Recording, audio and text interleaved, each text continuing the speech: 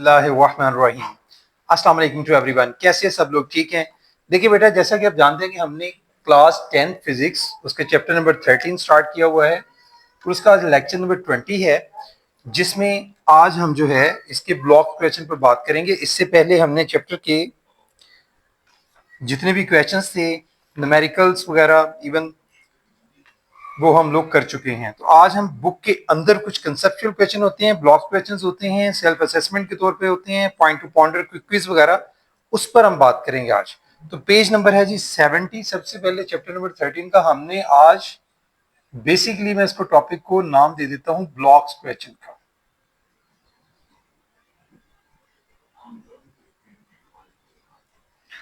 तो उसमें page number 70 पे सबसे पहले हम लोग आएंगे। पेज नंबर 70, उसमें हम लोग देखेंगे भाई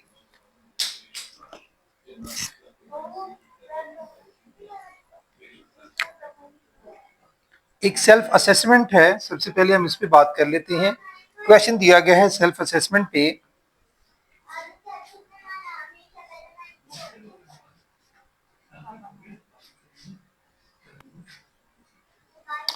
क्वेश्चन है नंबर 1 सेल्फ असेसमेंट में कि do you think amount of positive charge on the glass rod after rubbing it with silk cloth will be equal to the amount of negative charge on the silk? Explain।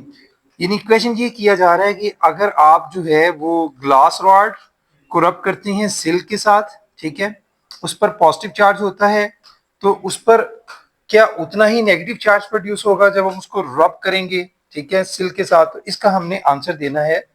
तो भाई answer आपको पहले मैं लिखवा देता हूं, yes, फिर explain करता हूं। Yes, when glass rod when glass rod is rubbed with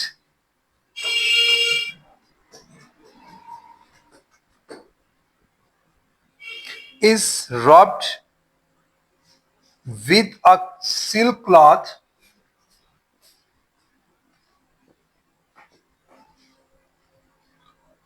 electrons move from the glass, electrons move from the glass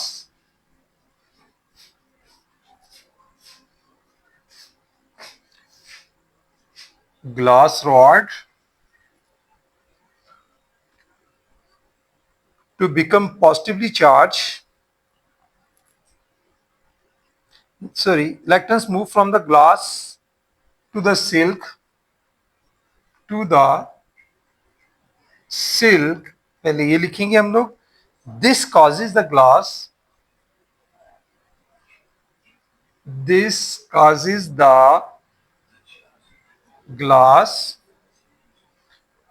rod to become positively charged,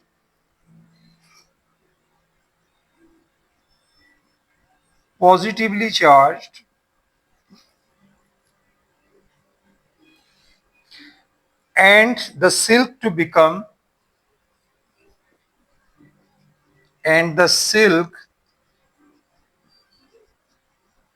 becomes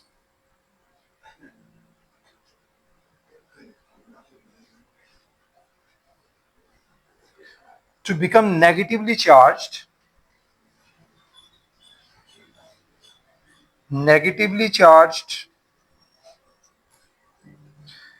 the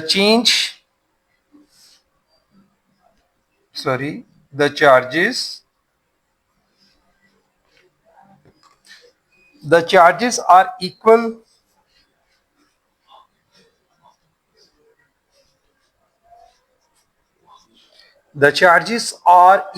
in magnitude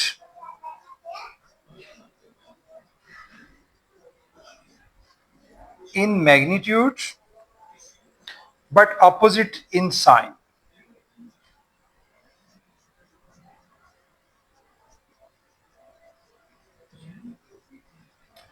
जी देखिए, हमने क्या मतलब answer जो है मैं आपको एक्सप्लेन कर देता हूँ। When glass rod is rubbed with a silk cloth, जब सिल्क क्लॉथ के साथ ग्लास रॉड को रब किया जाता है तो क्या होता क्या है?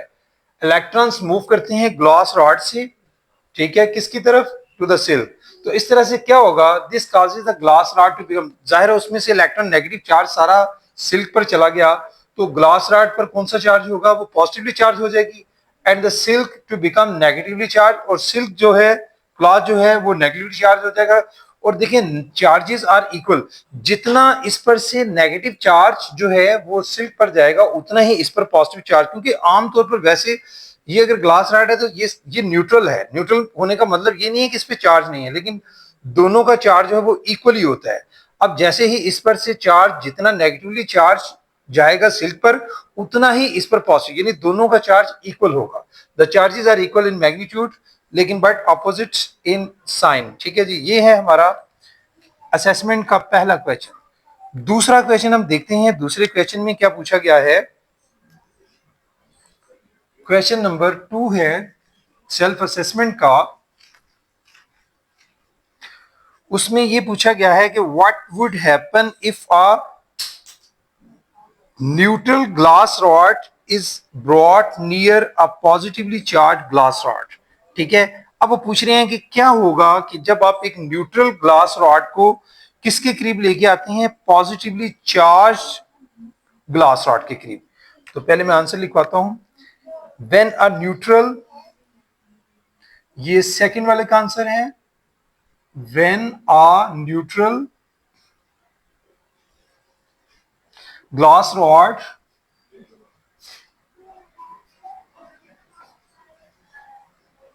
is brought near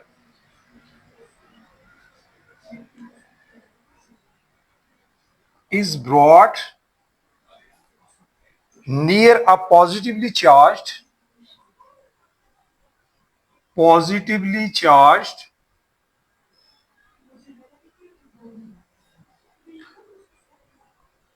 glass rod,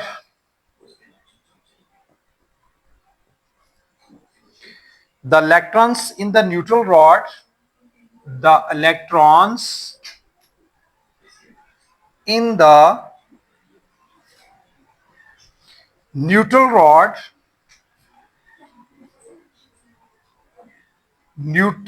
rod will align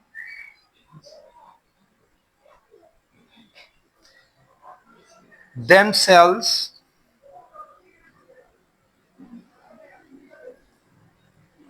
towards the positively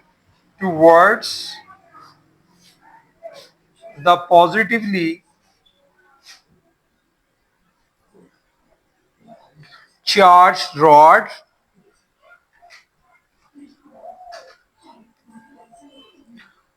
This is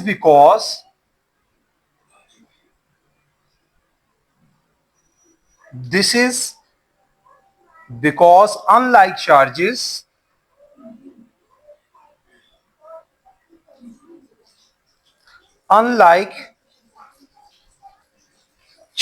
attract each other,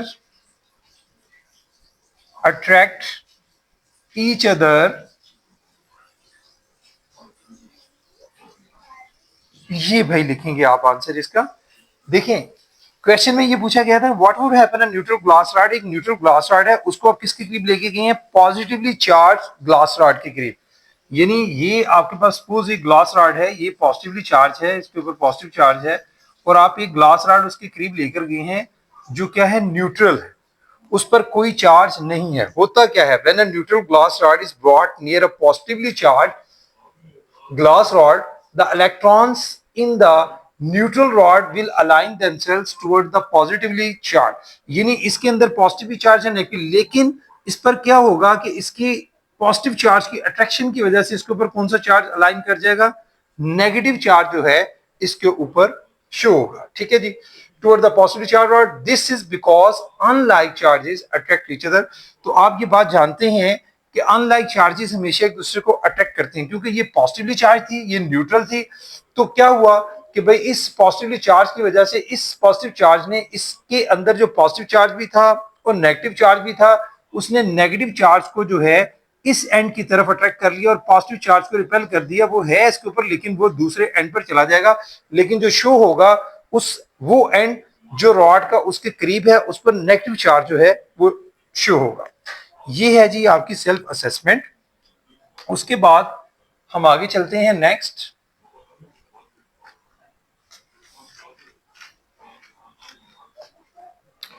ji next जो है इसी पेज के ऊपर एक इंफॉर्मेशन है, उसके ऊपर हम क्वेश्चन जो है वो खुद बनाएंगे। आंसर जो है वो यहीं से मैं आपको अंडरस्टैंड करवा दूंगा। क्वेश्चन आपने लिखना है why different materials have been, short question. ये पेज नंबर अभी हमारा 70 ही चल रहा है, पेज नंबर 70, और उसके ऊपर एक शॉर्ट क्वेश्चन मैं बना रहा हूं। Why different materials, why different materials have been arranged, have been arranged in such a way, in such a way in the list। यानी नीचे एक लिस्ट दी गई है, उसमें मैं आपको बता देता हूं कि डिफरेंट मटेरियल्स को अरेंज किया गया है, तरतीब दिया गया है। वो जो तरतीब दी गई है एक खास अंदाज में, वो क्यों दी गई है इस तरह से, तो मैं आपको साथ रीड कर देता हूं इसका आंसर और बता भी देता हूं क्यों। In the list given below, different materials have been arranged in such a way that if any of the two materials are rubbed together, the material occurring first in the list would have positive charge and that occurring next would have negative charge. For example, the among cat skin and lead, skin has positive charge whereas lead has negative charge. देखिए नीचे list में number 1 पे दिया हुआ है आपको, आपके पास asbestos है, ग्लास है, माइका है, वुलन क्लॉथ है, कैट स्किन है, मतलब एक 13 तक लिस्ट दी गई है। मैं सारे रीड नहीं कर रहा, आपको सिर्फ अब समझाने लगा हूं कि कैसे। अगर नंबर 1 पे दिया हुआ है आपके पास एस्बेस्टॉस, और नंबर 2 पे अगर आपके पास यहां पर ग्लास इस तरह से अरेंज किया गया है कि अगर हम इन दोनों मटेरियल को एक दूसरे के साथ रब करेंगे तो रबिंग के बाद इसके ऊपर पॉजिटिव चार्ज आएगा और इस पर नेगेटिव आएगा। इसी तरह से अगर ग्लास देखें, हमेशा फर्स्ट वाले पे पॉजिटिव चार्ज आएगा, उससे नेक्स्ट वाले पे नेगेटिव। ग्लास के बाद है माइका नंबर 3 पे। अब देखिए अगर माइका और ग्लास को रब करेंगे, मैंने पहले किन दोनों को रब किया है, एस्बेस्टॉस और ग्लास को, तो पहले वाले पे पॉजिटिव, नेक्स्ट वाले पे नेगेटिव। अगर ग्लास और माइका को करेंगे, इन दोनों को करेंगे, तो ग्लास पे पॉजिटिव आ जाएगा और माइका पे नेगेटिव। इसी तरह से एंड सो ऑन। अगर माइका और वुलन क्लॉथ है तो जो पहले वाला होगा इस लिस्ट में उस पर पॉजिटिव चार्ज, जो उससे नेक्स्ट वाला होगा उस पर नेगेटिव चार्ज प्रोड्यूस होगा। कुछ इस तरह से लिस्ट जो है वो तरतीब दी गई है, ठीक है जी आपकी बुक में। उसके बाद हम थोड़ा सा आगे चलते हैं। नेक्स्ट हमारे पास कौन सा क्वेश्चन है,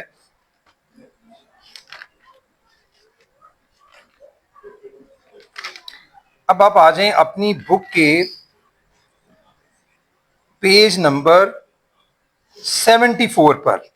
उस पर कुछ क्वेश्चंस हैं, जैसे पॉइंट टू पॉन्डर एक क्वेश्चन दिया गया है, उसको हम डील कर लेते हैं।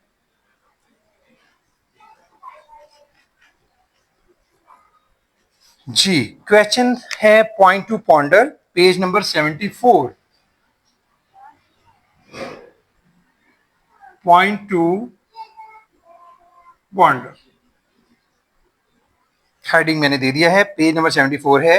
अब क्वेश्चन क्या है, क्वेश्चन ये है कि why leaves of charge electroscope collapse if we touch its disc with a metal rod, ठीक है, but they do not collapse if we touch the disc with a rubber rod, ठीक है जी। अब क्वेश्चन ये है कि जो इलेक्ट्रोस्कोप के लीव्स होते हैं वो कोलैप्स नहीं करते, ठीक है, जब आप रबर रॉड के साथ उसको टच करते हैं, लेकिन वो कोलैप्स कर जाते हैं जब आप उसको किसी मेटल रॉड से करते हैं। इसकी क्या रीजन है? तो भाई इसका आंसर जो है मैं आपको लिखवा रहा हूं, लिखें भाई इसका आंसर क्या होगा। क्वेश्चन बुक पर लिखा हुआ है, आंसर मैं सिर्फ लिखवाऊंगा आपको इसका। The leaves of charge electroscope the leaves of charged electroscope, the leaves of charged electroscope collapse if we touch its disc, if we touch its disc,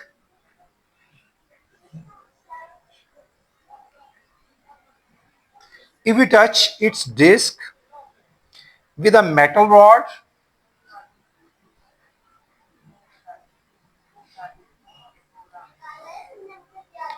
because the metal rod, because the metal rod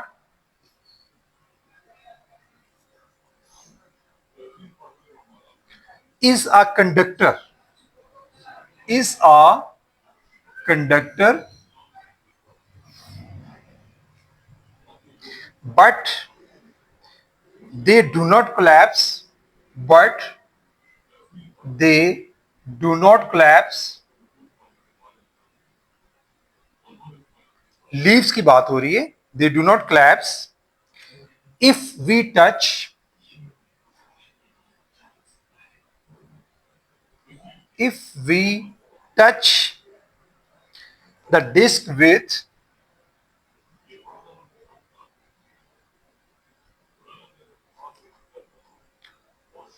a rubber rod,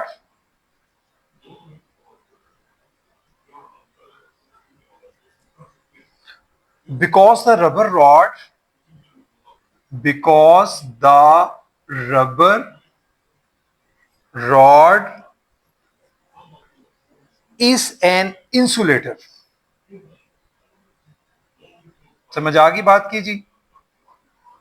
क्यों? देखें, conductor जो है वो तो जाहिर है electroscope के आप करीब लेके जाएंगे, उसकी वजह से तो वो चार्ज प्रोड्यूस होगा, और वो जो लीव्स हैं पॉजिटिव या नेगेटिव जो भी चार्ज उसमें जाएगा वो लीव्स कोलैप्स करेंगे. लेकिन अगर आप किसी इंसुलेटर को, जैसे रबर रॉड एक इंसुलेटर है जिस पर ऑलरेडी कोई चार्ज ही नहीं है, उसको करीब लेके जाएंगे तो कोई फर्क नहीं पड़ने वाला, उसमें कोई कोलैप्स नहीं होगा. ये था भाई आंसर. नेक्स्ट हम आगे चलते हैं.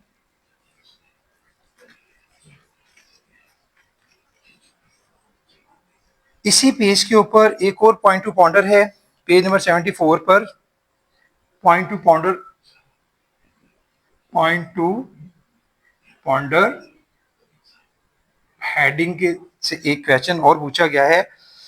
क्वेश्चन ये है कि on a dry day if we walk in a carpeted room and then touch some conductor, we will get a small electric shock. Can we tell why does it happen?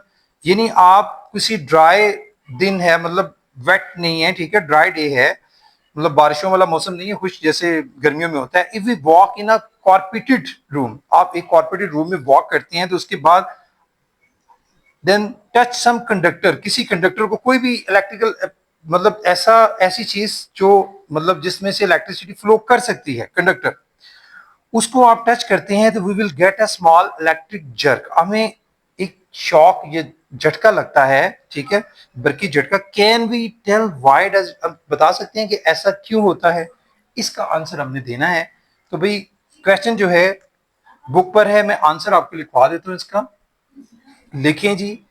On a dry day, on a dry day, if we walk, if we walk in a carpeted room, in a carpeted room, and then touch some conductor, and then touch some conductor,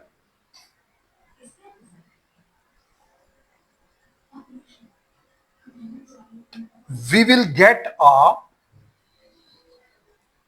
we will get a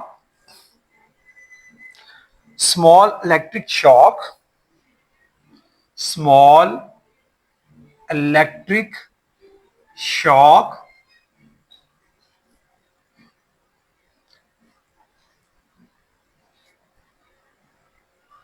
it happens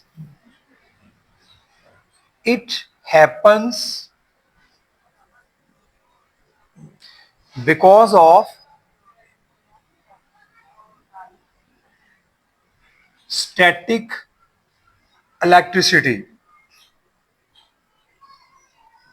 ये बेटा static electricity की वजह से ऐसा होगा, क्योंकि जब आप जैसे ही किसी कंडक्टर को आप टच करते हैं, देखिए आप कॉर्पोरेटेड रूम में मूव कर रहे थे, तो आपकी जो कॉर्पोरेटेड रूम पे मूव करने की वजह से आपका बॉडी जो है उस पर चार्ज आ सकता है, क्योंकि आपका बॉडी जो है वो रब कर रहा है और रबिंग की वजह से चार्ज प्रोड्यूस हो सकता है। उसकी वजह से जब आपका बॉडी ऑलरेडी चार्ज है, तो आप किसी भी मेटल को, यानी आप किसी ऐसे बॉडी को जो कंडक्टर है उसको अगर आप टच करेंगे तो आपको हल्का सा झटका जो है वो फील हो सकता है। ये आपका बेसिकली स्टैटिक इलेक्ट्रिसिटी की वजह से है सारा प्रोसेस, ठीक है।